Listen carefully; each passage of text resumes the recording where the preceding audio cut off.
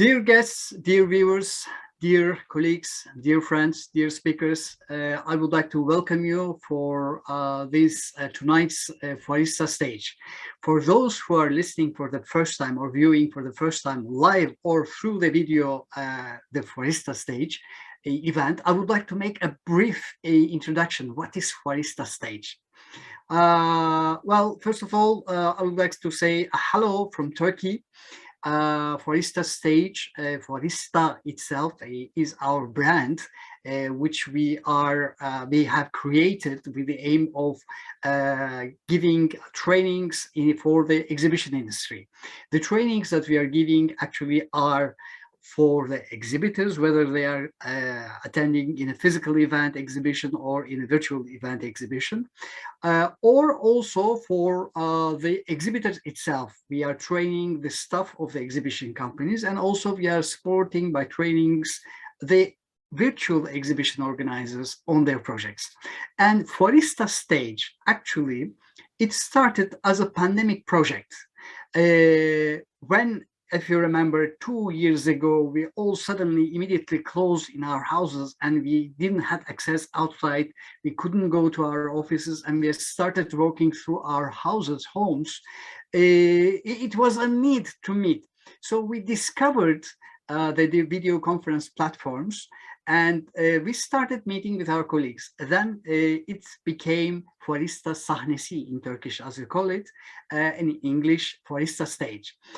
Tonight is actually our 28th weekly meeting. We have done Fuarista Stage 27 times before tonight, but tonight, for the first time, we're speaking in English.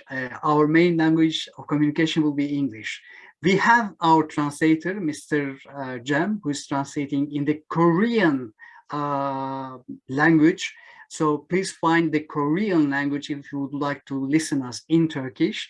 But we tonight are going to speak in English with my guest, Erdal, the CEO of DealRoom, and Vittorina, the growth manager of Americas of DealRoom.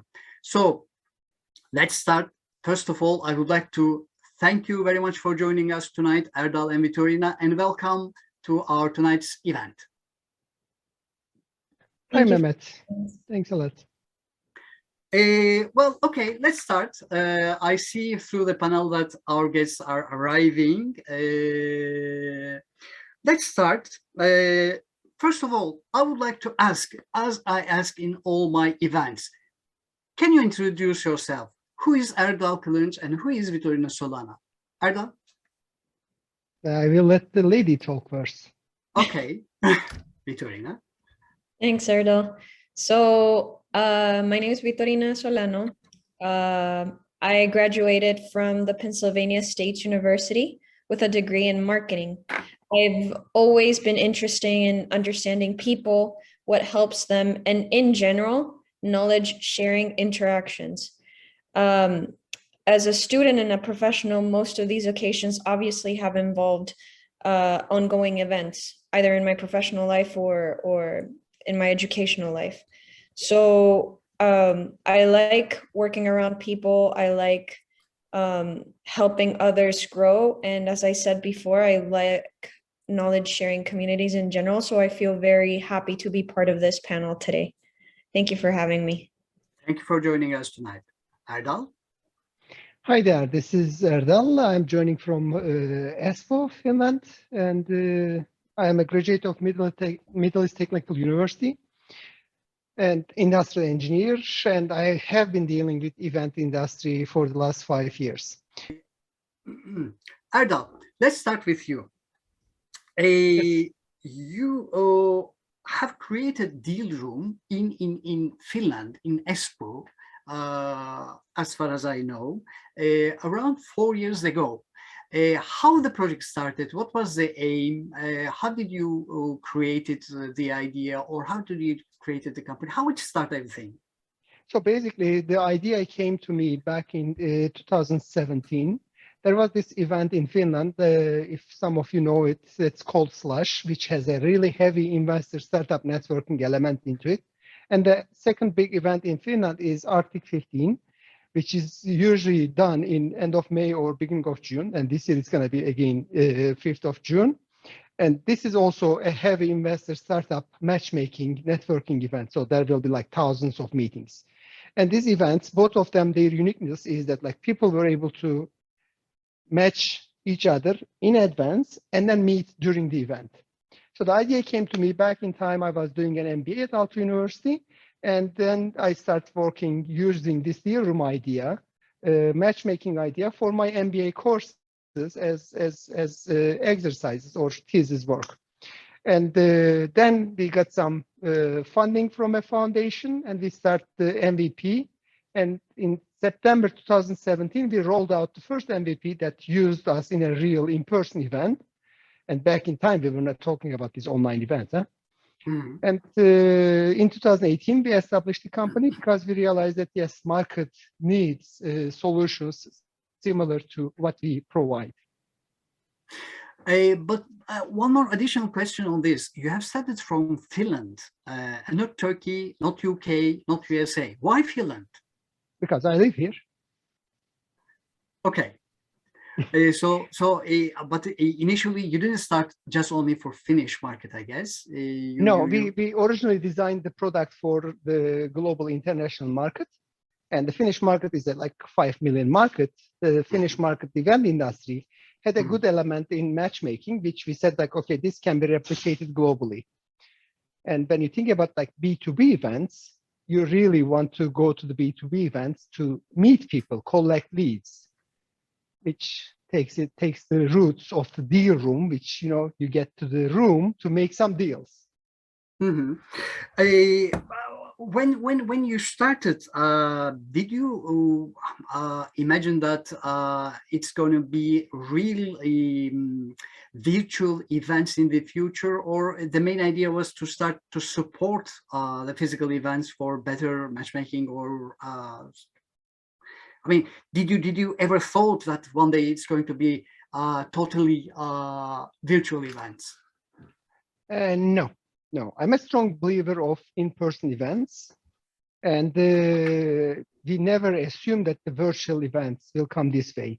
What we assumed was that like the industry has to change. Like the event industry that you know better than us still rents square meters for the exhibitors.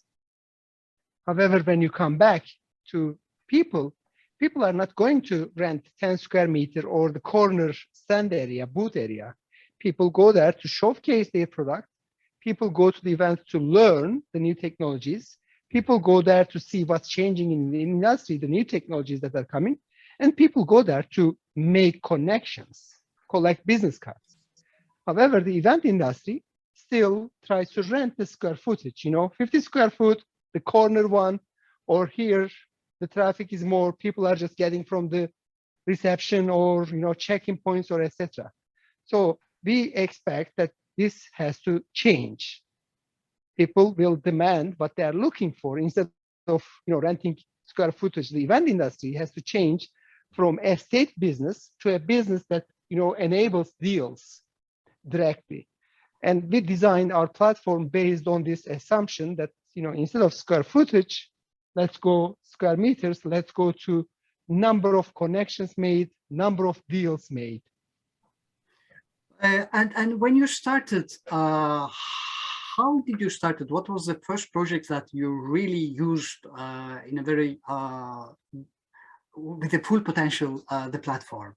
Basically, our very first event was a really strong B2B event, which was like in Finnish, it's Yrittäjät 2017. Which the Finnish businesses were coming together and they were discussing, meeting each other. That was the very first event that we deployed our MVP. And when we deployed it, we realized that people are really, when they are given the opportunities, are really engaging with each other, connecting to each other, and booking meetings in advance. We realized that the change that we made for this event, when you're going to an expo in Turkey or in Germany or wherever in the world it is, when you have a stand, you have a booth expo area, you see lots of people publish on their LinkedIn, hey, we are going there and come find us at Messemini, at Ale5, at expo area this. and they don't know who is going to come. And we realized that by utilizing the DealRoom platform, people were actually able to see who was coming and book one-on-one meetings in advance, or chat with them and then invite them to their expo. Yeah, this is a very strong point. So you supported the initial events through organizing the booking of the meetings, of the physical event actually, and not just only virtual events.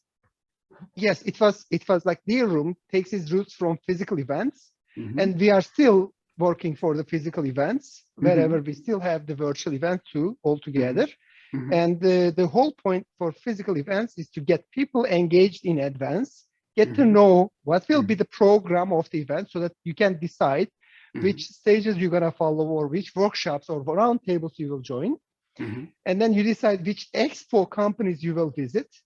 And you decide, you agree with other people that you are booking one-on-one meetings. And when you go to the meeting, you are already ready because you know each other's profiles, like you know what you are offering, what you are seeking, what industries you are working on. So it brings a high level of efficiency for the attendees and for the expo people to get ready to the event.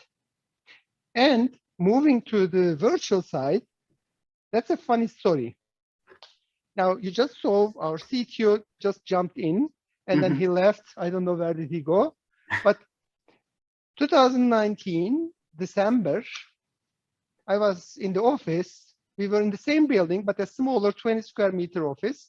And I was talking to him. I was saying like, look, I have a big problem. I have to, because of my job, I have to attend many events.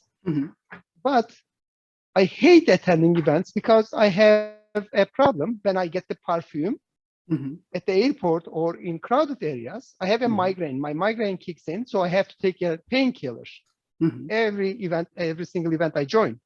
Like how we can, like we are booking meetings, like people are booking meetings on the platform, and the DealRoom tells them go to expo blah blah, or go to table number 5 or 10, whatever it is, or go to the meeting point. Instead of that, can we tell the people, hey, if you are not physically available in the event, go join the online meeting. December 2019. So now he's on his computer, he's developing something. 1 hour later, he sends me a message. I made it. So he found some tool, he connected, and then like the button that shows our table was switching, if I am online, switching to join. Okay, so then we start looking for the market, how it can impact the market. Who is really not able to go to the event? So introverts, they cannot go to the events. Yeah. Moms, and because I live in a Scandinavian country, most of the dads on parental leaves, maternity or paternity leaves, especially moms, they are getting disconnected from all the developments because events are not something that you are selling and buying. You are learning a lot. You are connecting to new people in your industry. So especially moms are getting disconnected for a year or maybe more during their pregnancy and after the pregnancy. And then there are lots of venues that you might have visited, hundreds of venues that they are not disabled friendly. So these people are also not able to attend the event. So we said, look, can we bring these events, these people, like events to these people? So we start working around, checking the market, trying to find a business case and sell it to an event organizer. And February, toward the end of February 2020, it is the nightmare. So we all hear that Mobile World Congress, which is the biggest event in Barcelona, the event budget is around 3 million. The direct market impact to the city of Barcelona is around 12 billion. It creates year-round around 9,000 employment. The hotels are fully packed, the flights are fully packed. Mobile World Congress said, okay, with Corona, we have to cancel. Now there's a new world coming in. So we don't know when it's going to finish, how it's going to finish. And we have customers in UK, which was BFI, the London Games Festival. And then we have another event end of March in Sweden, and a few other events lined up in Germany in March and April, and in Finland. And they are physical events, and they are gonna cancel it. So what we said, okay, you know what? These are all B2B events. Don't cancel your events. Now we have our technology for one-on-one meetings. Yes, the stage program, we are not there yet, but one-on-one meetings, we can make it happen. And then our customers said, can you make it happen? Yes, you know, we're gonna provide you the test environment tomorrow, and you're gonna do it. And 30th of March, we had 3 big events, a couple of thousand people joined, a couple of thousand meetings going on at this, within the day. And then it was a success. A month later, we had our webinar system embedded in DealRoom. And one of our followers now, Mr. Taner Yedi Kardeşler, was one of the early adopters. They had an amazing event. And they said, like, let's move everything to online. Can we make it happen? And they had in parallel 4 or 5 stages. They had in parallel 4 or 5 workshops and lots of meetings around.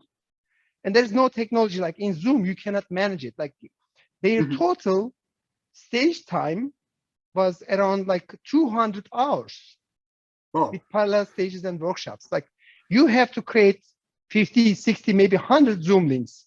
You have to send thousands of emails to inform people. And it's impossible. Like we said, okay, in DealRoom, the system takes care of it. We can move everything to online. And they had a great success in their events. And later on, we had to, because the whole globe got closed. We had events in Vietnam, we had events in US, and the globe closed out. In July, we had an event in US. There was like 11 parallel stages. 10,000 people attending. So then it was the time to move on to the online, and we did it. Well, I understand that actually you didn't prepare all the platform for the pandemics, as many tried to do during the pandemics, but you were actually imagining something to support the physical event, and on time, you were kind of prepared to cover the demand that rise through the pandemics when the pandemic started. Exactly. Like we never designed our platform to be an online event platform. In DealRoom, we believe in the value that events provide. And the value events provide is also a value to the ecosystem. Like, you know, when you do an event in Istanbul, you are getting thousands of people fly to Istanbul. It's not just the event organizer, the restaurants, the hotels, the you know, taxi drivers, and the whole employment. And it's, there's a huge industry that thousands, millions of people globally are making their money out of it. So when you decide to move everything to online, it's not just like, you know, yes, it's a company that I might be a unicorn, but at the end of the day, there's a huge industry that you have to still take care of it. So our philosophy and vision all along the path was to get our normal physical event organizers still be sustainable during the COVID times. We were expecting that COVID is going to be over maximum within a year, which it took 2.5 years. And we are still not over that. And, you know, there could be some other things that are coming in the future, but we are strong believers of physical on-site events.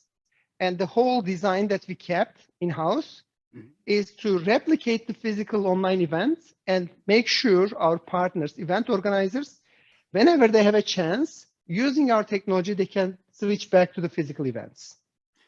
I would like to ask you, you started telling us that, okay, just when the pandemic started, beyond Finland, some other projects started coming through the world. But how did you manage to announce your platform internationally? How you were able to go and find customers through USA or Vietnam or other countries? What was the lucky part that gave you all this boost? So that was like, first of all, I have a really great team that works with me. And then the global reach out is not that complicated, especially if you live in Finland. When you are living in a market that's 5 million, you cannot design a product for 5 million. unless, you know, you are consumable, like, you know, apparel or food. So if you are like, you know, software as a service, you have to design it globally. And when you have a good team that is dedicated, plus if you are really genuinely partnering with your customer, instead of looking them as a customer, if you look them as a partner, then they start referring to you. And the great part of the event industry, actually event organizers globally, they have a really great network. Event organizers visit other events to see and help other event organizers. So when you are doing a great job, like I had a customer which was in France, and then that partner of ours using our platform in Valencia before COVID, they recommended us to another event in Hanoi in Vietnam. And the Hanoi team invited me to Vietnam. When I landed to the airport, they called me, "Hey, Erdal, we have a, you know, opening party with selected guests. Can you come over here?" So when I went there, there was this event organizer that I know from Valencia, another event organizer that I know from Hong Kong, another event organizer that I know from Bangkok. So like, you know, 3 event organizers and the new partner, which makes it 4, I know all of them. And then like when you start getting into the network, you realize that like, yes, actually, event organizers here or there, like here, even in this small meeting that we have, I am sure all of us know at least one person that works for Messe Berlin. So it's a small, and then when you are partnering, then the word of mouth is really strong. They recommend you, and then it spreads the word. So then the globe really becomes a small village. I would like to also ask you, how did you manage to get in the Turkish industry? It was through your colleague and friend Taner, who he approached you, or you find him? How you started your first project in Turkey? Like our first project in Turkey actually was before, like during the physical, before COVID. We had some events using us, and we even had really some funny moments. Like there was this one of our partners in Turkey. They want to test DealRoom in events that they are doing with Chamber of Commerces in cities. Like they had that event in Kayseri, another one in Eskişehir, another one in Kastamonu with Chamber of Commerces. And we want to test how, you know, Turkey will react to pre-booked one-on-one meetings. Because the Turkish event industry, especially when the Turkish exhibitors go outside Turkey, it's a bit complicated. Like I really realized the value, what they are looking at is totally different. So we tested the market, how people will react. And the events in, as I said, Kastamonu, Eskişehir, and Kayseri, we realized although the platform was still English at the time, they were engaging and they were booking meetings. They were chatting with each other. They were using DealRoom like an internal Facebook or LinkedIn. And before that, we had some events like in Turkey that the Project Management Institute and Calder have used us.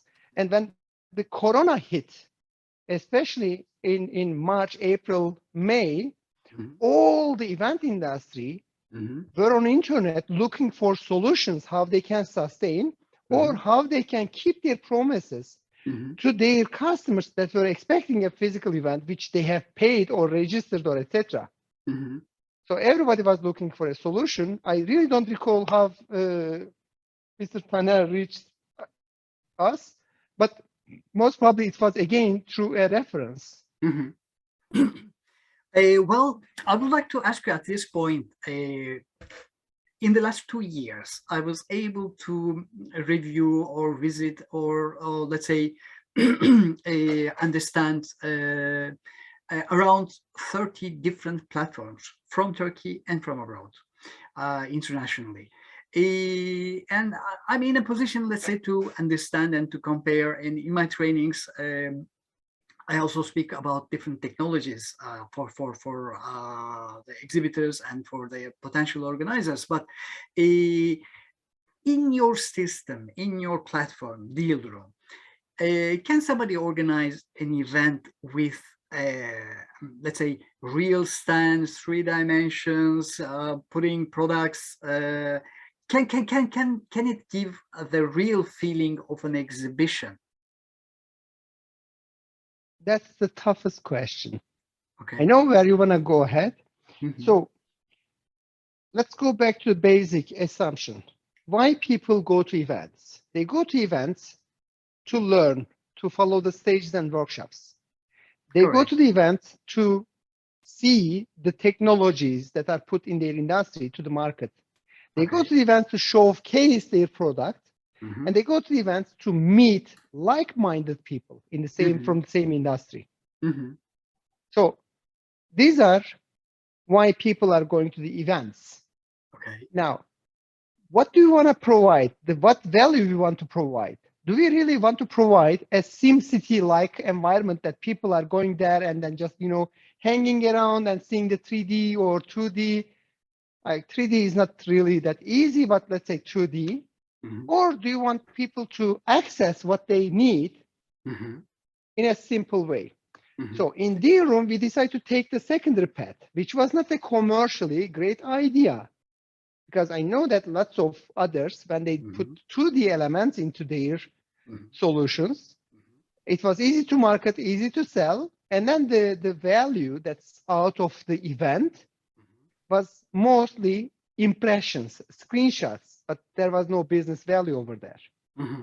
Mm-hmm. And in the events that DealRoom was used, the business value was there. And when we sent the surveys, like I remember in one of your webinars back in time when you had with Mr. Taner, you were shocked when Mr. Taner said that the average duration that people watched the webinars in his events was around 220 minutes. 220 minutes, quite a long time, around 4 hours. Exactly. So how we can really keep people in a webinar mode online event for 220 minutes? If you start giving them, 2D, 3D animations and this and that, people come to learn. People, their time is precious. Like if I want to really go into 3D world, then I'm like, why I should join an event? Like if a company is able to provide me the 3D dimensional visuals, like an VR, I'm sure they can publish in their website and they don't need to join an event. And I can just click on the link on their website and then have a 3D tour of their products or their, facilities or whatever it is. So why I should be joining an event to do that? Google is just there. So you say that the main idea was the content, that if there's a valuable content that people would like to listen, they are engaged. They can stay so much long and watch the webinar when they are learning, when they have a precious content. I think Vittorina is going to add something. Yeah, I'd like to add something on what Erdal said that's very, very important. We have to keep in mind the purpose of why we do everything as DealRoom. What are we trying to do? Help people get that mutual benefit that they're trying to find. Erdal comes from like the vast experience of like how events work, what people are really looking for.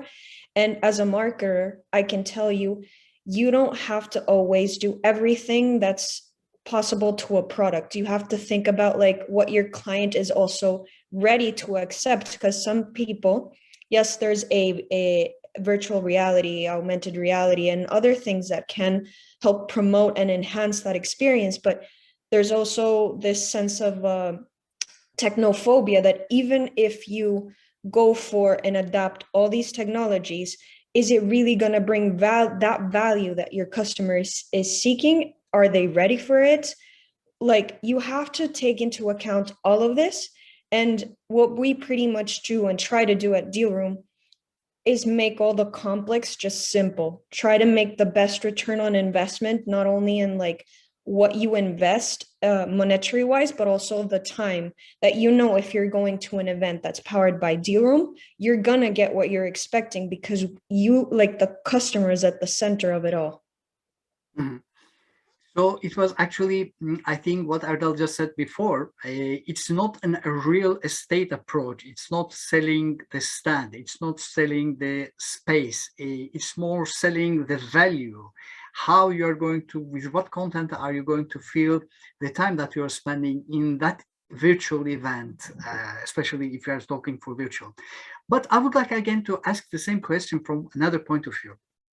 2 years ago in Turkey, when we heard first of all about virtual events, I think it was late March, just a few weeks after we understood that we are going to stay close at our homes and continue working from our homes, especially the exporters somehow shocked, and they were trying to find paths, ways to promote their events. And virtual events, it was, yes, this is what we are expecting. We cannot go to the physical events. Okay, let's do virtual events. And virtual events, well, actually, I'm saying it wrongly. In Turkey, we said virtual exhibitions, not events, virtual exhibitions. And I mean, the first impression was that we are going to replicate the view of the physical events by stands, by corridors, by 3D designs, or 3D designed pictures, let's say. Well, there were some very nice, interesting, let's say, trials, first events organized. But to tell frankly the truth, when I was speaking with a lot of colleagues, I found out that there was, let's say, not very well or very loudly expressed disappointment. And when I was questioning the disappointment, people were giving different thoughts, different opinions. We were kind of mixed. We were expecting different things from virtual exhibitions, but we couldn't get that really good, nice feeling that we know from the exhibitions. So my question actually was, okay, I understand your business, but if somebody is expecting to find a replication, or let's say the visual replication of the physical events, physical exhibitions in your platform, actually, I understand that he's going to be disappointed, because this is not the path that you have selected, but rather you have invested to the time usage through matchmakings, appointments, and webinars. Am I right? Do I understand right? Let me ask you the question. In Turkey, I know you know that it was a hype. This 2D. They claim it 3D, but it's 2D technically. Event platforms, event solutions, and then 2D expo, this and that.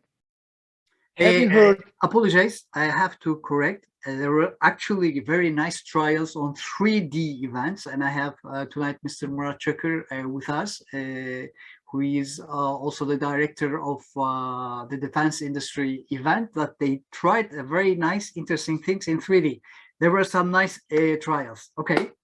Great. Now my question is, do you have a single success story that because of this event, there was a commercial business done?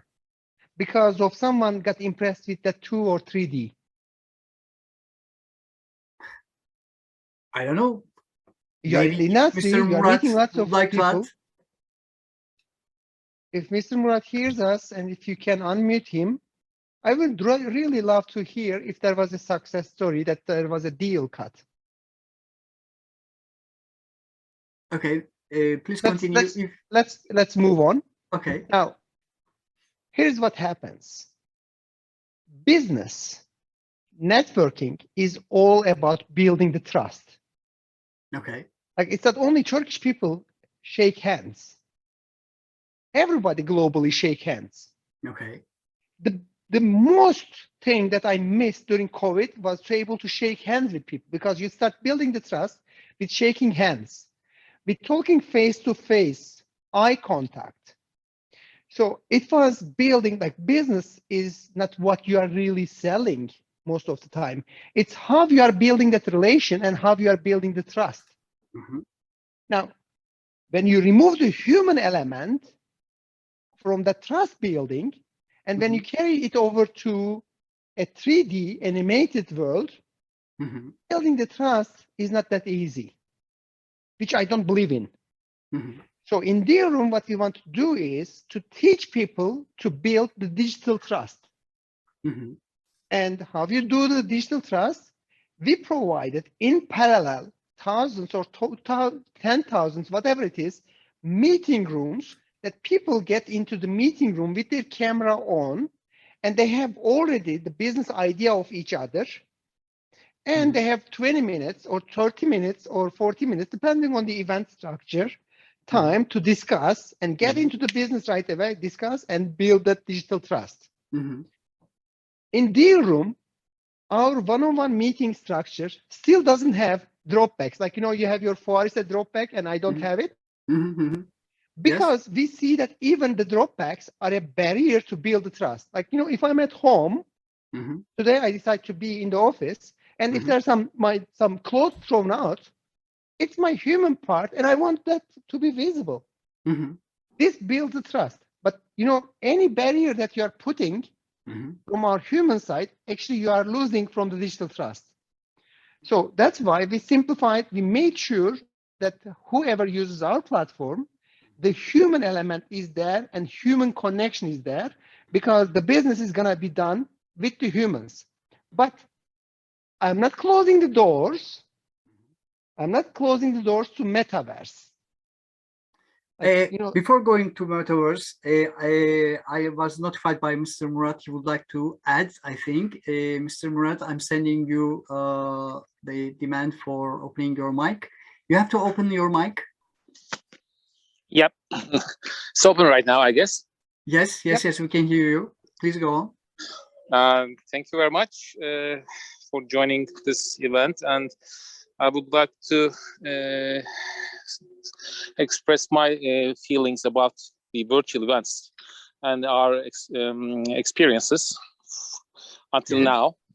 As you know, we had our first virtual exhibition in 2020, and the second one was in 2021. Both of the events were free of charge. Actually, we were organizing the physical event and the virtual event at the same time, but because of the pandemic issue, we couldn't open our physical exhibition in 2020, and so we opened up our virtual event, and I think it was the first virtual event in defense industry in the world in that terms. And as you have experienced and you have seen our virtual exhibition, it was a 3D exhibition, and you can go through the the halls and the pathways, and it was a really nice experience for the visitors. And the second one, a little bit different experience for us in 2021. It was a hybrid exhibition. We had our own physical exhibition opened, and we had also our virtual exhibition right after the physical exhibition. We chose that way, that we didn't made it at the same time. We started the virtual exhibition right after the physical exhibition, and we had added new projects, new versions of the products, and it was also an experience, a good experience for us. And now, as you may heard of it through the media, we're going to make a Metaverse exhibition right after our exhibition this year in November.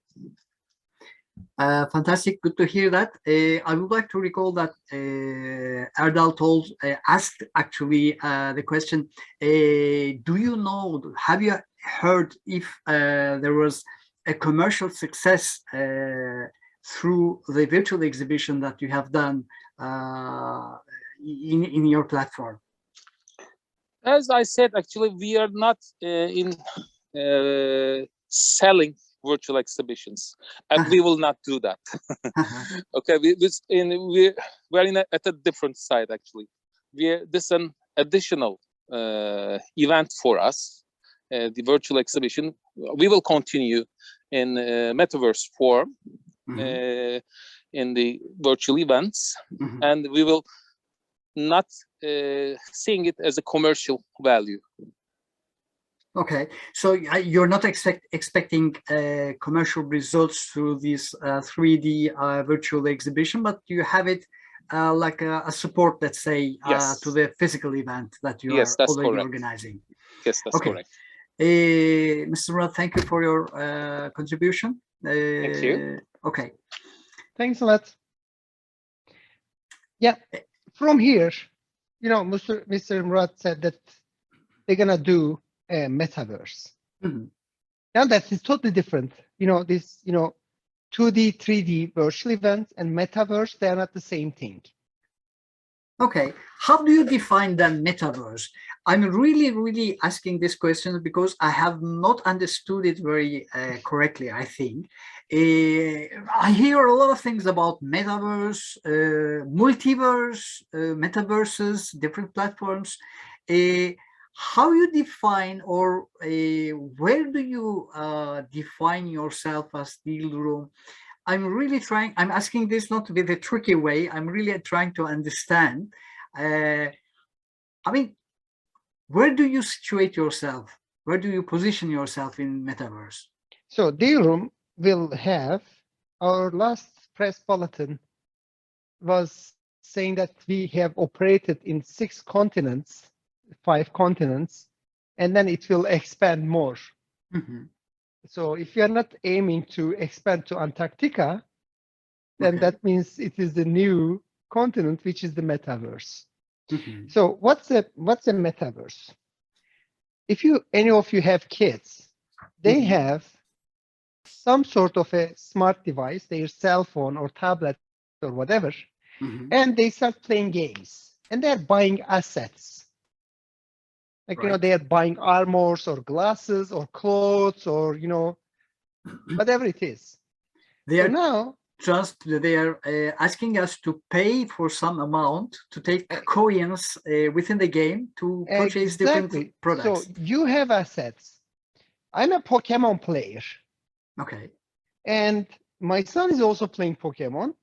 And he, you know, changes clothes and etc. So now in his wardrobe, he have a lot of digital clothes that had a money value at some point. He earned by either playing the game, or I don't think that he ever get me convinced to pay him money. No, he didn't. Okay, but there is an asset there. So now there is a new world being built up. And today, like I was checking, we have 3 interns that came from, one of them is from Finland, 2 of them from France, and they are like, you know, studying that in between the university. And I've asked them if they have any metaverse-like, you know, solutions they are using. 2 of them were actually playing this kind of a metaverse game, which they had their avatars, and they're dressing up their avatars, and the avatar is meeting another avatar, and they're dating. They are going to shopping together. These avatars are shopping together, and they're even getting married, and there's a marriage certificate. Avatar to avatar marriage certificate. Exactly. The avatars are getting married, and then hopefully soon there will be some avatar lawyers to get them divorced. And then look, here's the complicated part. When they get a divorce, they're gonna have some digital assets they bought together, they purchased together. Who's gonna split them? How it's gonna be split? So let's take it a step back. Now, when you look at the US market,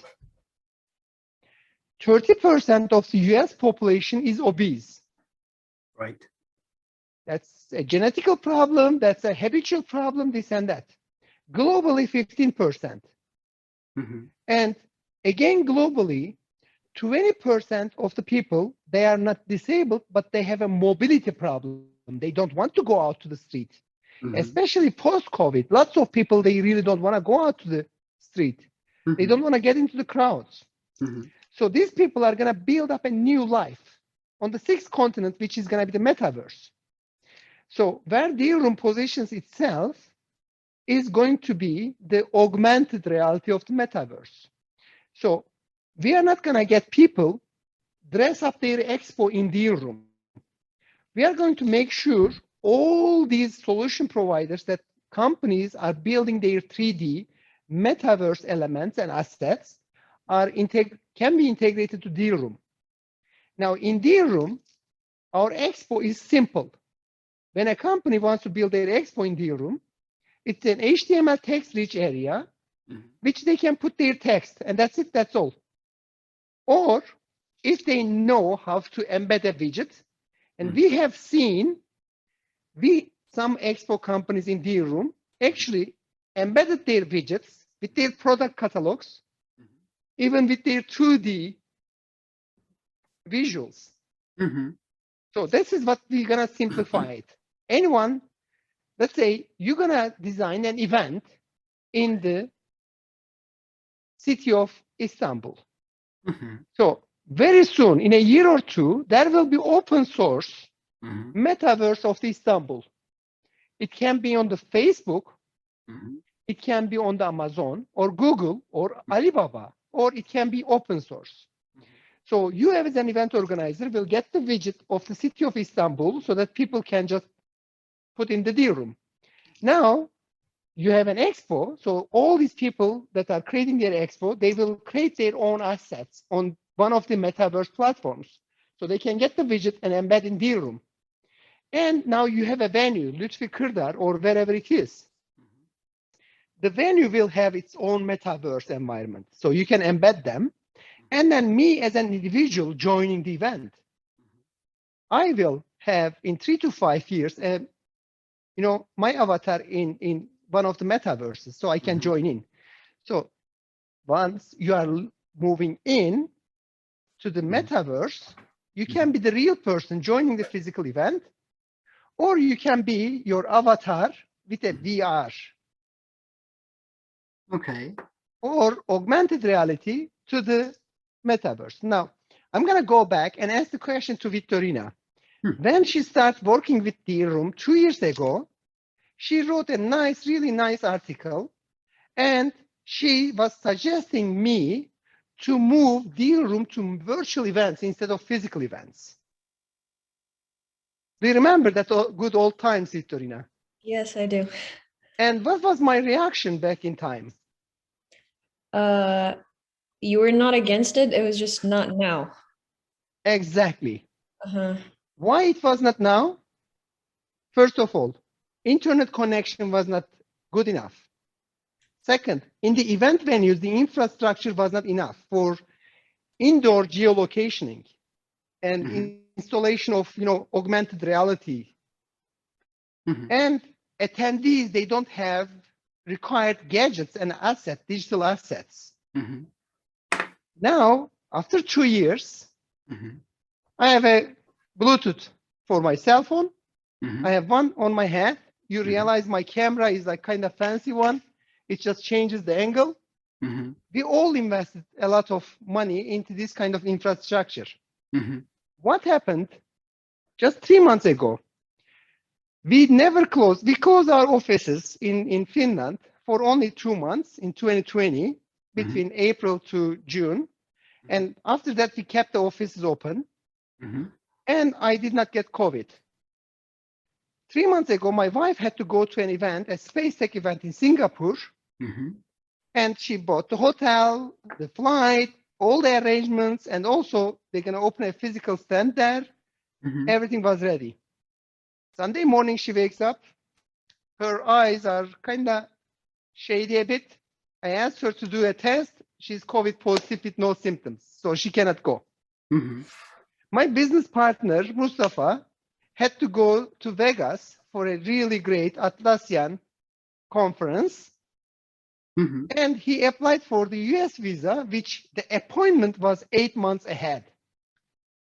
So in both cases, my wife had to cancel the hotel, the flight, and etc. Just the cancellation cost was around 3,000 euros. Same thing for Mustafa. He would have paid a lot of more money to be able to attend online to the event. Now, here's the catch. If I want to buy an Oculus to join an event that has the infrastructure of the augmented reality, an Oculus is only around 500 to 600 euros. So you don't have to pay all these travel expenses, costs, cancellation costs. Voila. Exactly. If the infrastructure is there, Web3 infrastructure is coming. Lots of things are happening. You know, and then we have G5 in many places. The internet connection at the venues is getting crazy, really great internet connections at the venues. And on top of that, now the venues are installing the required infrastructure for AR, augmented reality, for indoor geolocationing, indoor internet connection, and all the animations. 2 years ago, it was futuristic, but now I still am a strong believer of physical events, and Mr. Murat here, they are doing the similar thing. The results are same actually. They are doing the physical and supporting with the virtual. But business is at the physical, getting people together and building the trust and showcasing. I would like to ask Vittorina at this point. Vittorina, what was your paper that you have written that time? It was around the idea that obviously anyone who's in the events industry most likely faces the challenge that we're in the industry that aims to delight. So whenever kind of new technological advancements such as the metaverse come out, and like those words come out, it's very tempting to jump into that wagon without really giving it a thought, just because it's like, oh, people are really gonna like this. But as Erdal was saying, like, we have to really be careful in how we move forward, because at the end of the day, going back into the idea that we were telling you, what we try is that whatever we do, it's simple to use and it brings the value that we're trying to give to our customers. So in general, in my opinion, the metaverse, it's something that combines different parts of the technology. It's not something that it's set on stone, like it could be different aspects of the technology. In a sense, I recently heard that the metaverse has slowly been growing, like overall, because there has been advancements in what you can do regarding technology. So you combine video conferencing, the tools that you use, they're better. Then you have virtual reality, then you have networking features. So a combination of this is what makes the metaverse. So there's multiple, in my mind, what I'm understanding, it's that there's multiple ways of looking a metaverse, because it's not set in stone that if it has this set of tools or features, that's a metaverse. It's more like, what are you willing to use? And also like be considerate, in my opinion, of how you want to move forward based on what Erdal said, like what resources are needed in place for it to be adopted, to continue delivering the value that you want, regardless of the organization. Like, what's your mission? How do you want to move forward? But definitely it's a subject that experts view that it is a future of human connection and engagement. At this point, I would like to ask, comparing to the 3D animated environments, like game-like environments that we have used to see, especially from our kids who are playing most of the time in front of their computers or their devices. Thinking the events, what is going to change in metaverse environment? Actually, are we describing that we are going to be in a 3D environment using all these oculars, different gadgets? Are we going to feel more immersed in the environment that we are in? And especially how people are going to meet, shake hands. Erdal described a very interesting case, getting married and maybe later getting divorced, and also splitting their assets that they have. But before going that far, I would like to ask how trade is going to be done within the environment of a metaverse. I mean, think a company that's coming to, let's say, promote one product, and another company who's going to come with the aim of finding products to buy.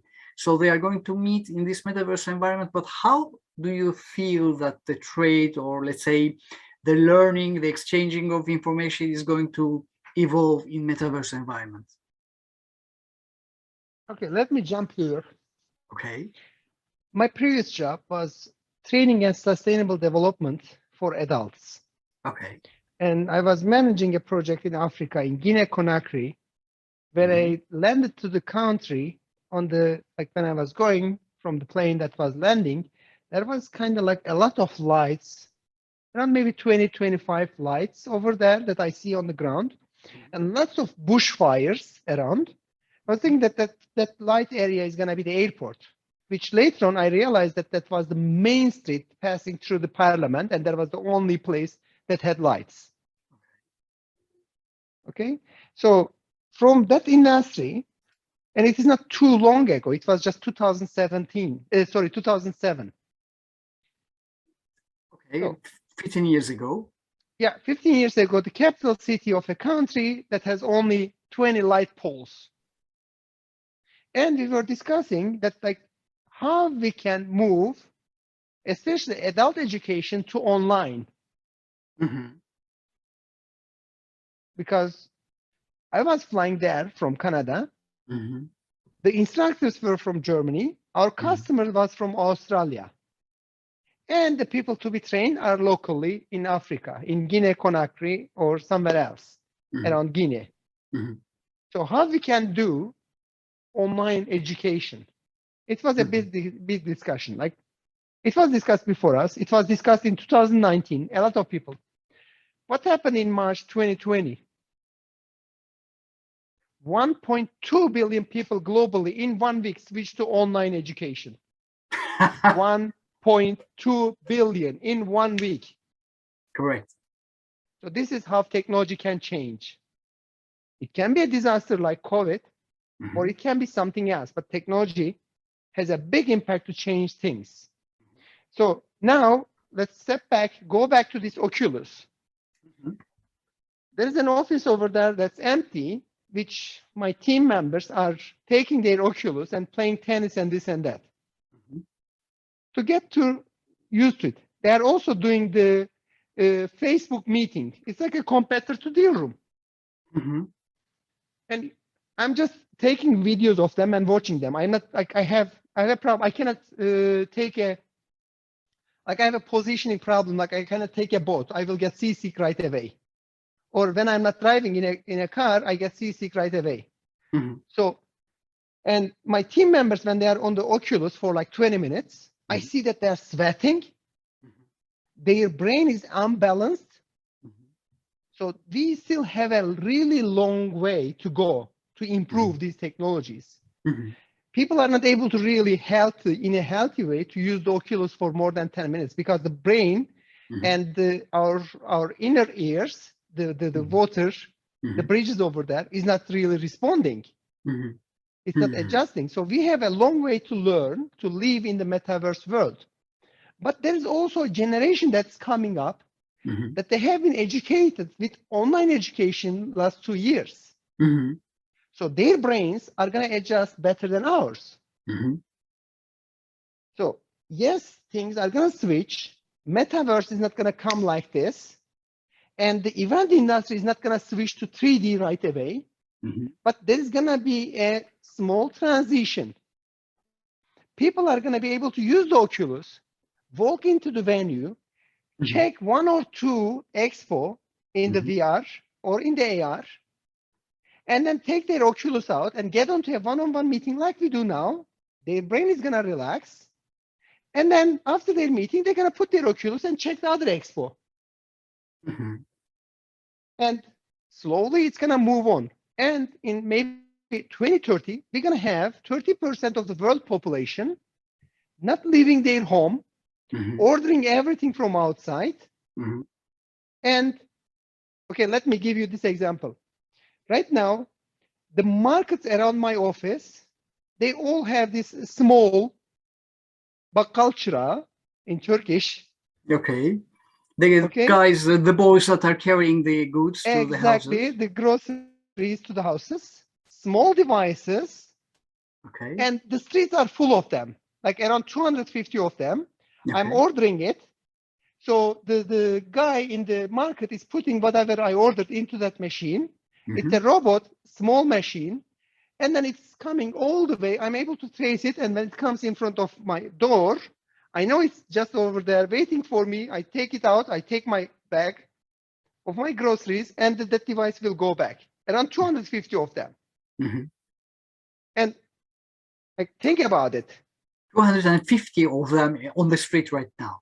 Exactly. Like, if I can see some passing around, I will switch the camera, and I can even, I don't know if I can try to find a video on my cell that I took, like I was showing to the kids, and the kids, they really enjoyed it when they ordered it.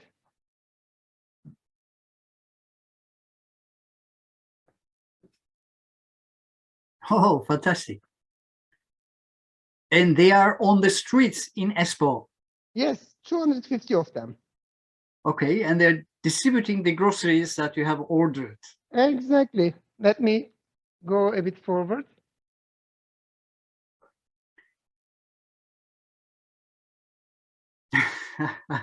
Now the order came. It opened door with some music.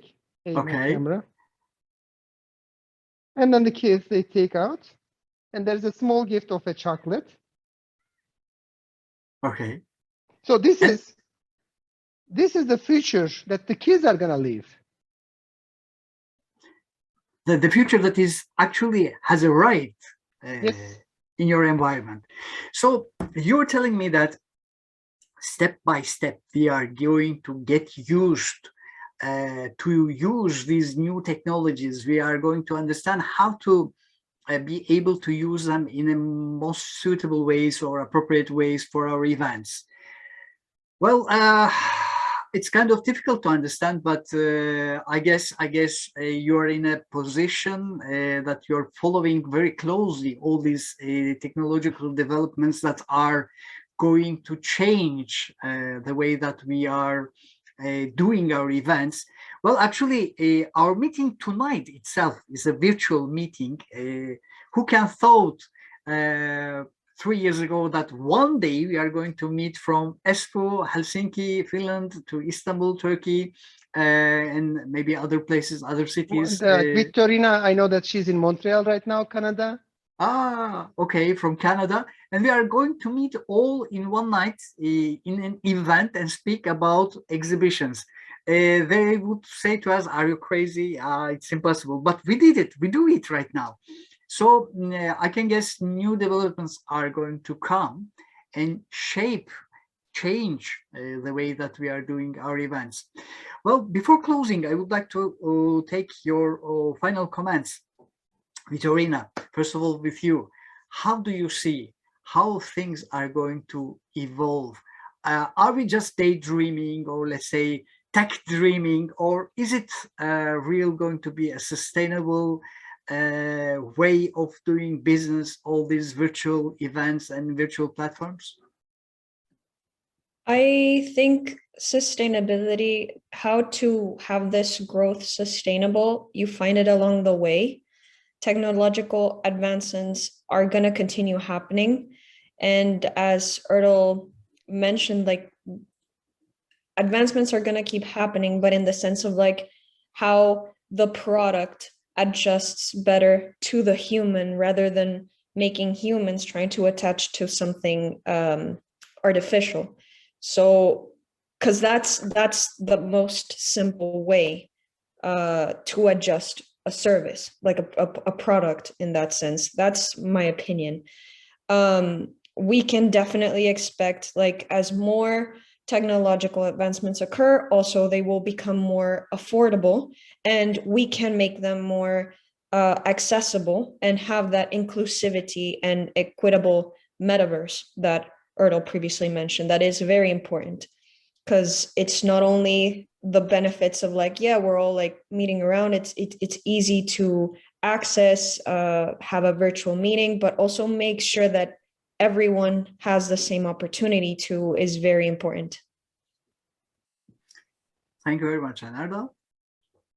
So future, we don't know what's happening. But what we know is what we can do for the future, how we get ready to the future. When we talk about 2D, 3D events, there was a hype back in 2012. Mm-hmm. And the event industry was really afraid of it, that online events are going to take over. Mm-hmm. And the investors were investing a lot of money to these 2D, 3D online event platforms. And 2013, all of them were bankrupt.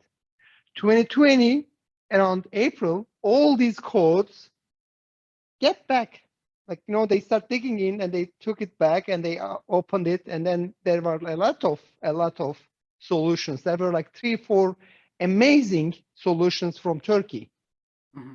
And all over the world, I know that there were, because of my market, I knew lots of competitors out there. And lots of different implementations of 2D, 3D world. So what Metaverse is going to bring to us, we will see. We will get ready. We will adjust to it. Now, as I said, it's like a normal to us that Istanbul up in north, almost to the pole, and that's still light outside. And then in Montreal, it's just 7 hours behind us. Vittorina is there.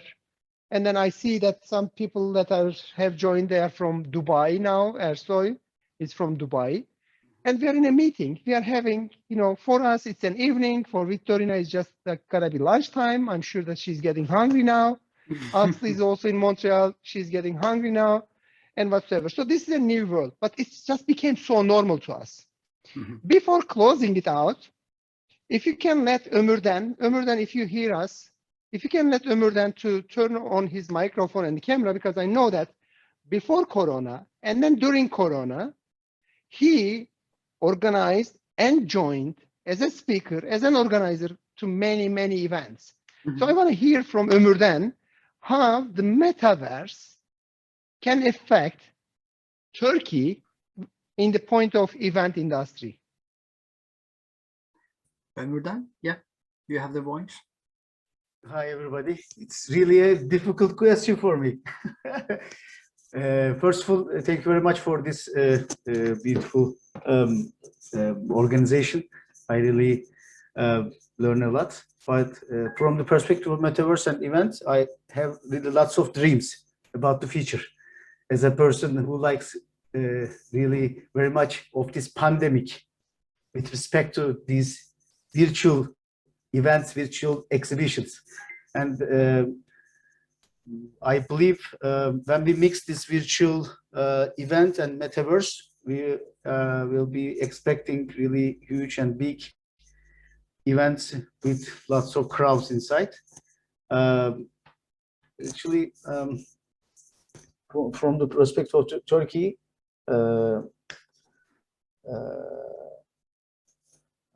I always look from, I think always, when I think about virtual events, I think always the networking effect of virtual events. And when I think from the perspective of Metaverse, it will boost up the strength of networking. And I also call this pandemic situation, we are saying that, okay, this is, we are in physical, we are saying that it is a social distance and this is actually safety distance, but I call this period of time as physical distance. The social distance gets really close, even we touch each other virtually. Mm-hmm. With the effect of Metaverse, I believe this social touch will get high. And don't get too close, Ömürden. It's gonna be complicated if you get too close, even in Metaverse. Okay, the reason why I asked Ömürden, because Ömürden had this dream that he wanted to have the Middle East Technical University alumni all over the world to get together, and he made it. He got the people in Australia, and then he got the people in San Francisco Bay Area, which they have 18 hours of time difference with each other, join a single event and listen like webinars and then book meetings and then workshops and etc. So he made it Middle East Technical University graduates from 52 countries to join the same event at the same day and follow some webinars. Our professors, our amphitheaters, and like our professors were still giving us courses. And also there were some classrooms that, like, you know, classmates and the department alumni were able to meet and discuss. So he made it. And now I'm sure that he has zillions of ideas to get people together and do business and discuss and learn each other on Metaverse. At that time, I realized that there exist some alumni associations in Istanbul, Canada, Germany. I was thinking that it should be like Metaverse Alumni Association. But after this meeting, after this this session about Metaverse, the new continent, so we have to think about this Metaverse Alumni Association about the universities and other communities, because as I said, there is no social distance and it's getting closer. Okay, physical distance, but we can manage to make businesses. Let's wrap up with this.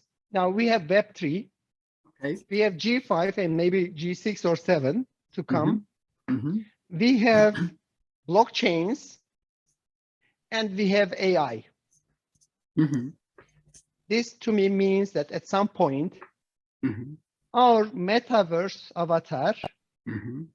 will have whatever we have in our brain, and the AI will learn all our knowledge and emotions. Mm-hmm. So maybe we're gonna physically die. Mm-hmm. It's so futuristic. It's like a Stanley Kubrick movie or whatever you call it. Mm-hmm. But then that avatar might, with your knowledge, your conscience, your beliefs, is gonna stay there. Mm-hmm. So that is the futuristic view, but that is so possible now. Very, very, very interesting topics, but we have run out of our time a lot. I would like to close at that point, but I think this discussion is not ended here. We will have other opportunities to talk about what Metaverse is going to bring to the event industry. But as you said, a lot of things are changing. The technology that is adapting our physical condition to virtual environments like Oculuses, glasses, earphones, etc. And also, I think our way of thinking is going to change, especially in the future. We are learning to use all these gadgets. We are learning to use all these new technologies. For example, tonight's event, as I told you, we could never imagine how we can do it 3 years ago, but now we are doing it, and we have done it 28 times. And it's going to continue. There's a lot of interest. People are eager to come and talk, share their experiences. So a lot of things I think are going to come. Let's have our minds open to try to understand them. And thank you very much for joining us tonight with this great audience, sharing your experiences, telling your stories about how DealRoom started. I wish you all the best in the future, and I hope to see a lot of nice events, brilliantly set up, good events in Turkey and also abroad. And please share with us what is coming with you in the future. Thank you for being tonight with us. Thanks a lot. Have a nice one. Thank you. Bye-bye.